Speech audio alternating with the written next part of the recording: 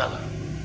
Kalau masih ada dendam kesumat tak bisa. Buya Hamka dimasukkan ke dalam penjara. Naik tapak kaki sepatu ke atas meja. Buya Hamka duduk. Ditunjuk dengan telunjuk hina. Hei Hamka, pengkhianat negara, mau menjual NKRI ke Malaysia. Sampai terlintas di hati Buya Hamka, nampaknya pisau silet di tepi penjara. Hamka ambil pisau silet itu, potong saja ke tangan. Tak.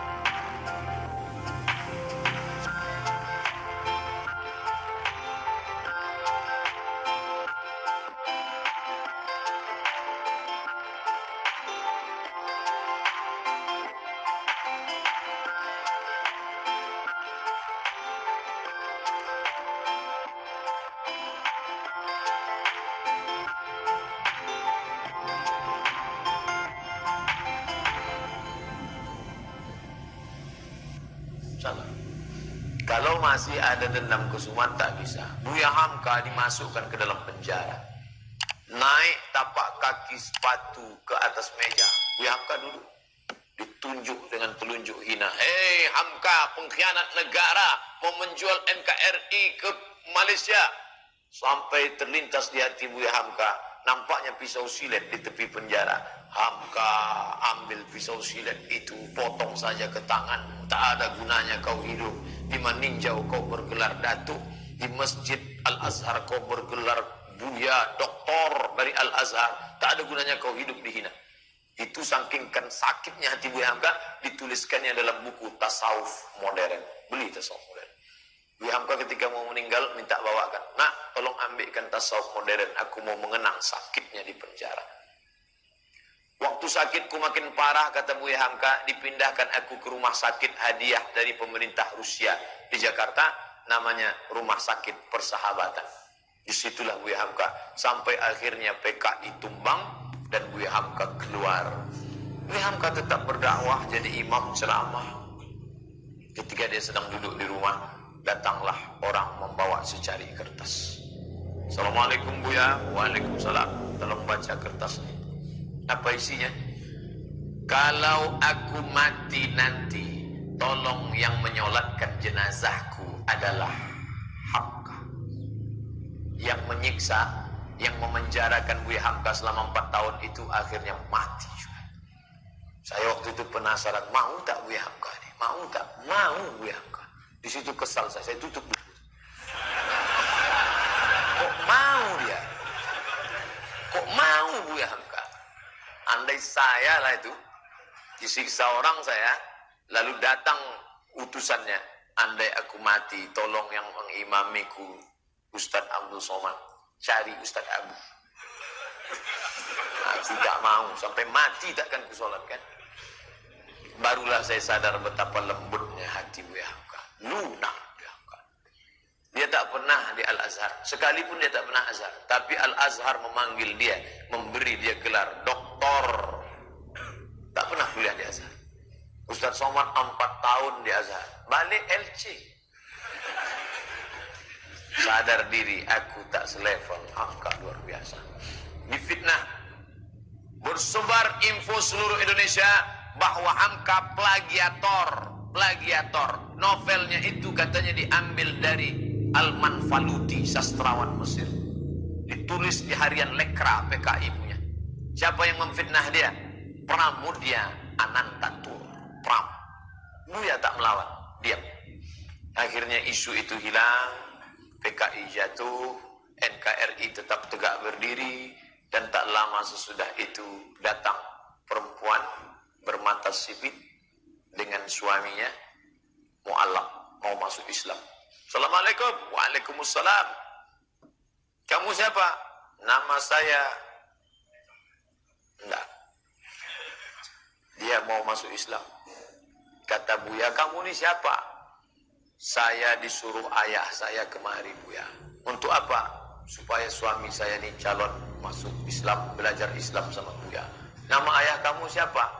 Pramudia Anantatur. Begitu cara Pram minta maaf. Dia tak datang ke rumah Hamka. Anak menantunya disuruhnya belajar Islam. Dan Hamka mengajar menantu Pram itu sampai paham Islam. Lembut hati Hamka. Padahal fitnah luar biasa. Andai saya lah jadi Hamka waktu itu. Datang orang mau belajar Islam, sampai mati tak akan ku ajar. Kau cari aja ustaz lain. Itu ustaz di MDI 1000 orang, di IKMI ada 600 orang. Panas hatiku. Karena kalau hati kita panas, ngajar orang tak betul. Bismillahirrahmanirrahim. Kita marah. Tapi ternyata marah Hamka itu melebur bersama apa? Maaf, tak berkesan. Kalau masih berkesan, berbekas, bukan maaf namanya. Saya maafkan dia Pak Ustaz, tapi untuk datang ke rumahnya rasanya 2030 lah Pak Ustaz. Itu belum maaf. Tak ada contoh. Nanti kalau saya sebutkan Nabi, orang, itu kan Nabi. Saya sebutkan Abu Bakar, itu kan Abu Bakar. Mana orang kita? Hamka, orang awak mana dari meninjau. Bisa dia memaafkan. Luar biasa Haji Abdul Malik. Tapi jangan bayangkan Hamka itu tak pemarah. Hamka itu pemarah. Waktu dia pergi haji naik kapal, berhentilah kapal di pelabuhan Padang. Sampai di pelabuhan, mau sholat, ada pegawai kapal melarang sholat. Mau madu mereka ke Buya. Buya, ya ini ada pegawai kapal melarang sholat berjamaah. Katanya tak ada sholat berjamaah di kapal, sholat aja di kamar masing-masing. Oh, bangkit Buya Hamka. Mana orangnya? Ini apa ang kurang aja, datuk nenek ang kurang aja. Itu asli, tak saya robah bahasanya. Buka buku judulnya Ayah, ditulis oleh Irfan Hamka. Dia ikut melaksanakan haji, naik kapal dan menengok Buya Hamka marah luar biasa. Ini Hamka itu ada saatnya dia marah, ada saatnya dia lunak, ada saatnya dia berkonfrontasi, ada saatnya dia lembut. Dalam masalah kunut subuh, lembut hati Buya Hamka. Diundang oleh orang NU di Jember, diangkatnya tangan. Allahumma hdina fiman hadain, amin. Orang semua tahu dia Muhammadiyah tak berkunut, tapi hatinya lunak menjaga persatuan umat. Tapi ketika diajak dia oleh HMI, oleh Himpunan Mahasiswa Indonesia untuk menyambut Paus Paulus, tak mau deh. Ayolah Buya, kita tunjukkan bahwa kita ini welcome terhadap Paus. Tidak. Kenapa Buya tak mau? Bagaimana aku bersalaman dengan orang yang sudah mengkristenisasikan anak bangsa? Tak mau dia. Begitu juga dengan fatwa Natal bersama. Buang itu fatwa. Ratu Alam Shah Prawira Negara tertekan karena Presiden Menteri mau Natal bersama. Cabut fatwa Natal. Atau Buya berhenti jadi ketua MUI. Lebih baik aku berhenti jadi ketua MUI daripada mencabut fatwa Natal bersama. Hamka keras berprinsip, tapi saat-saat memaafkan dia dulu. Saya tadi begitu sampai naik bot, Ustadz Hendri nanya sama Habib Abdurrahman, Habib, ya, ini masjidnya Habib? Bukan, masjidnya di belakang, kata Habib. Ini madrasah. Sampai dalam masjid, saya tengok masjid, nampaknya kalau gini kultum aja dah 5 menit. Jamaah membludak di luar. Lalu kenapa Ustaz Somad bisa bersemangat berapi-api sekarang ini? Allah mau menunjukkan, Abdul Somad, tadi waktu kau masuk kemari, itu kan yang terlintas di hatimu, bahwa kau tak semangat karena masjid ini kecil, bahwa kau tak semangat karena jamaah ini tak banyak. Buktinya ku kasih kau semangat, bangkit juga semangat engkau kan? ada yang membangkitkan semangat kecuali mendekatkan, mengkonekkan dengan Sayyidina wa Maulana Muhammad sallallahu alaihi wasallam. At-tahiyatul mubarakatus salawatut thayyibatu lillah. Assalamu alayka ayyuhan nabiyyu wa rahmatullahi wabarakatuh. Langsung Nabi Muhammad menjawab dari kota Madinah, wa alaikassalam ya Abdus Somad wa rahmatullahi wabarakatuh. Itulah yang membuat kita semangat di waktu pagi. Jadi kalau kehilangan semangat, wahai saudara-saudaraku yang sudah divonis kena COVID, yang sekarang sedang berada di karantina mandiri di rumah atau di karantina di rumah sakit, kalian tidak akan bangkit semangat dengan vitamin. Kalian makan sama bungkus-bungkusnya, nggak akan bangkit semangat. Nggak akan bangkit semangat karena minum apapun. Yang membangkitkan semangat kalian memperbanyak sholawat. Allahumma salli ala Sayyidina Muhammad wa ala ali Sayyidina Muhammad.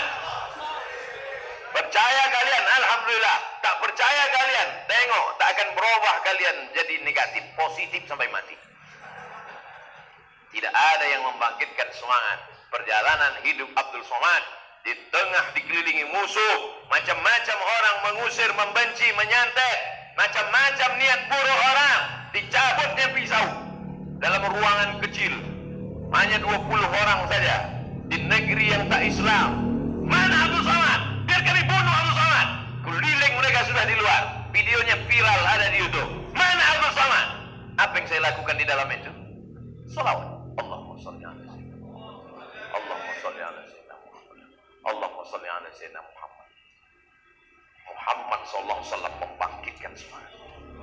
Kecil mereka itu nampak. Setelah saya pulang ditonton orang kampung halaman. Tak ada ustaz takut sikit pun. Tak ada ustaz cemas sikit pun. Tidak. Apa yang membuat ustaz takut? Aku pun tak tahu. Aku pun tak tahu. Mereka togak berotot besar. Negeri itu bukan negeri Melayu. Negeri itu bukan negeri Islam. Mereka mencabutkan tongkatnya pisau di dalamnya. Mana Abdul Somad itu? Mana NKRI itu? Mana di anti Pancasila itu? Kata mereka, sikit pun tak ada rasa takut. Siapa yang menghilangkan rasa takut itu? Allahumma salli ala sayyidina Muhammad wa ala alihi. Kalau Ustaz berdoa, Ustaz pejamkan mata, apa yang Ustaz bayangkan? Saya sedang membayangkan saya sedang duduk di samping raudhah makam Rasulullah. Saya kalau pergi umrah, saya duduk di dalam taman raudhah, tepat pas di samping kepala Rasulullah SAW. Maka setiap saya berdoa, saya ucapkan salam, assalamu alayka ya Rasulullah, assalamu alayka ya Nabi Allah, assalamu alayka ya Safwatullah, assalamu alayka ya khaira khalqillah. Atawassalu bika, aku memohon kepada Allah dengan bertawassul kepada engkau ya Rasulullah. Aku tak layak menghadap Allah, dosaku banyak, aku hina, mataku penuh dengan dosa, aku pelaku maksiat. Tapi aku yakin dan percaya karena melalui namamu kusebut, pasti Allah